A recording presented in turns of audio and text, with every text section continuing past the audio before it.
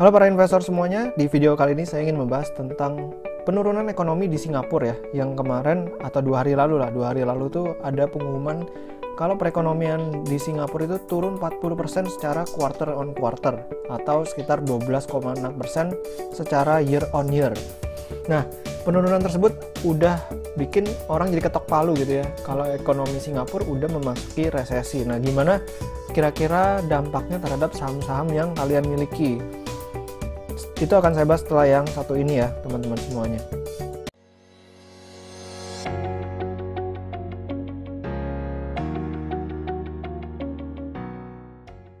Oke, jadi 2 hari lalu memang beritanya cukup mengejutkan ya. Perekonomian Singapura tiba-tiba turun 40% lebih ya secara quarter on quarter gitu. Headline news di koran-koran luar biasa banget gedenya. Kalau misalnya kita lihat secara tahunan itu penurunannya 12,6%. Itu memang lebih parah daripada proyeksi para analis yang memperkirakan penurunannya itu 10,5%. Nah, terus yang lucu adalah kemarin indeks Singapura justru malah ditutup naik 1,16%. Nah, di Indonesia sendiri yang sebenarnya nggak ada related langsung dengan pengumuman tersebut, itu malah turun 0,07% ya. Jadi memang kemarin Indonesia ada pengumuman neraca perdagangannya surplus ya, neraca perdagangan surplus, dan juga tingkat kemiskinan di Indonesia itu meningkat. Jadi mungkin karena kedua berita ini agak mix, makanya pergerakan indeks IHSG kita juga bergerak mix. Tapi kita ngelihat sendiri ya, IHSG kita ini sebenarnya udah recover lumayan dari bawah 4.000 kemarin. Sekarang udah lebih dari 5.000, bahkan di 5.070-an something lah. Nah, ini udah hampir recover 20% lagi, itu bakal mencapai 6.299 seperti level di akhir tahun 2019. Nah, kalau misalnya kita lihat sebenarnya indeks kita ini masih lumayan jauh dari level tertingginya kita.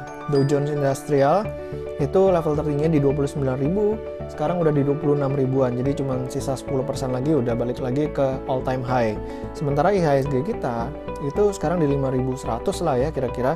Itu level tertinggi di 6.800 atau 6.600-an lah, itu masih lumayan jauh dari level tertingginya.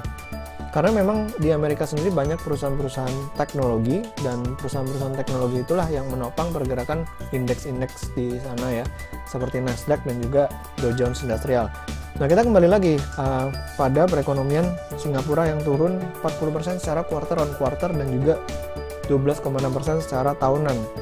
Nah, kita kalau misalnya fokus kita sebagai investor, terus terlalu fokus pada pergerakan indeks seperti data-data perekonomian juga ya. Nah, itu akhirnya kita sebagai investor tuh agak-agak buyar gitu fokusnya.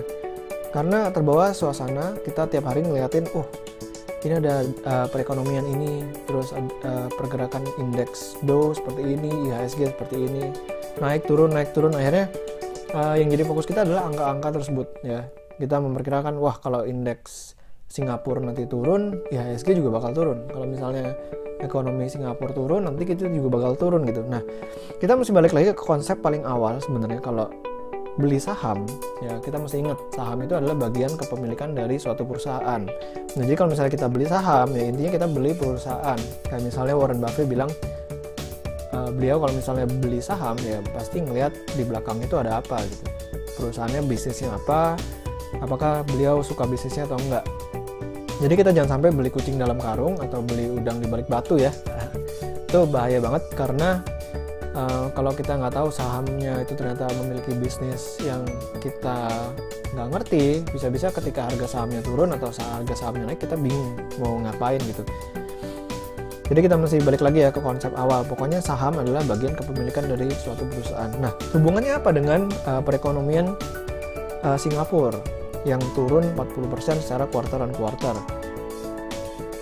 Misalnya gini deh, kita sama teman kita joinan bikin toko bakso gitu ya, tempat makan bakso.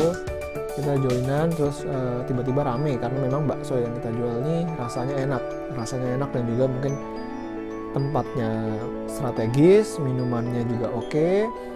Terus jualannya dari waktu ke waktu meningkat karena ya word of mouth ya, dari orang ke orang ngomong baksonya enak. Akhirnya penjualan bakso kita terus meningkat. Nah, karena penjualan bakso kita terus meningkat, terus tiba-tiba ada berita Singapura memasuki resesi gitu. Ekonominya minus sekian persen. Nah, pertanyaannya adalah apakah orang yang makan bakso tadinya terus tiba-tiba langsung berhenti gitu makan bakso? Ya, atau misalnya kita yang punya warung atau punya kedai bakso ini langsung udahlah tutup aja lah, ekonomi Singapura minus sekian persen, kita mesti tutup juga gitu. Nah, menurut saya agak nggak masuk akal ya, agak irasional gitu kalau misalnya jualan bakso terus akhirnya ngelihat pergerakan ekonomi Singapura sebagai acuan untuk kita melakukan bisnis apa enggak.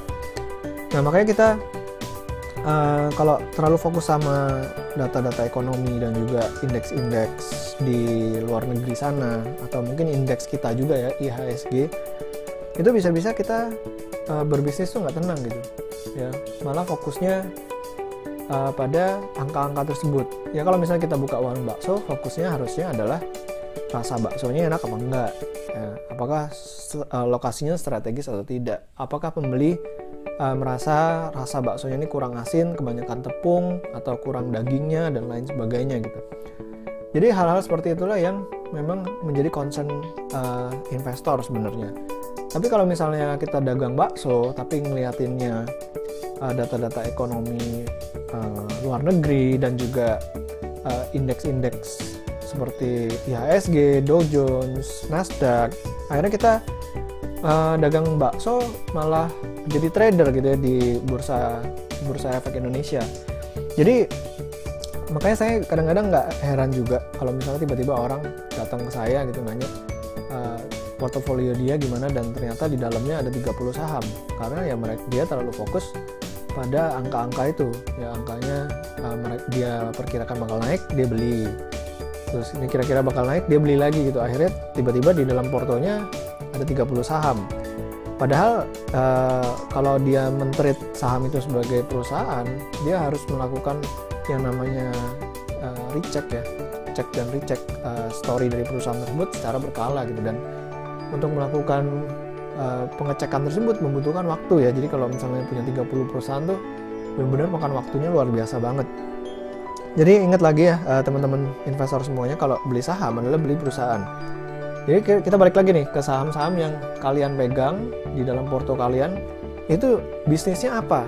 Ya kalian mesti tanyakan, kalian mesti cek lagi. Datanya ada di Bursa Efek Indonesia, kalian bisa cek di laporan tahunannya juga ada, di laporan public expose biasanya juga dikasih tahu gitu, ini perusahaan sebenarnya bisnisnya apa gitu.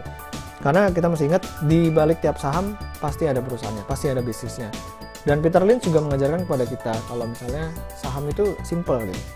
Kalau memang bisnis di belakangnya itu dari waktu ke waktu membaik, maksudnya kinerjanya dari waktu ke waktu terus bagus, harga sahamnya juga pasti akan naik gitu. Kalau misalnya kinerjanya jelek, ya harga sahamnya juga pasti cepat atau lambat akan turun. Itulah kenapa kita mesti ngecek apakah perusahaan yang kita beli sahamnya itu memiliki prospek yang bagus atau enggak. Kalau misalnya ternyata prospeknya nggak bagus atau terus menurun karena adanya suatu hal, ya harga sahamnya otomatis kedepannya juga akan menurun. Ya kecuali saham gorengan ya, kalau itu saya nggak berani komentar deh. Itu kan terserah bandar ya, mau digoreng ke atas atau mau digoreng ke bawah. Nah, jadi intinya adalah kalau misalnya kita mau mencoba cocokmologi ya antara penurunan ekonomi di Singapura dengan saham yang kita pegang, seperti apa ya. Kalau dari sisi kinerja perusahaannya tentu nggak langsung berpengaruh ya, nggak berpengaruh secara langsung gitu. Tapi kalau misalnya harga sahamnya ya itu karena memang voting dari masyarakat atau dari trader, naik ya naik, turun ya turun gitu. Tapi value dari perusahaan yang kita pegang atau saham yang kita pegang, yaitu tergantung dari kinerja perusahaannya. Jadi kalian silahkan identifikasi sendiri ya, apakah saham-saham yang kalian pegang ini bisnisnya sangat terpengaruh dari krisis yang terjadi di Singapura, atau mungkin nanti misalnya Indonesia diumumkan menjadi krisis gitu ya karena 2 kuartal turun berturut-turut. Nah, pertanyaannya buat kalian adalah apakah bisnis saham yang kalian pegang itu terpengaruh atau tidak? Kalau misalnya nggak ada pengaruh secara langsung atau bahkan prospeknya tetap cerah, ya tetap bagus dan akan bisa bertumbuh, ya tentu kalian kalau misalnya dikasih penurunan harga akan menjadi tenang. Saya juga ada dapat satu pertanyaan, ini COVID-19 kira-kira vaksinnya baru ditemukan 2 tahun, bahkan 4 tahun ke depan gitu. Nah, balik lagi ke saham-saham yang di dalam porto kira-kira akan turun apa enggak.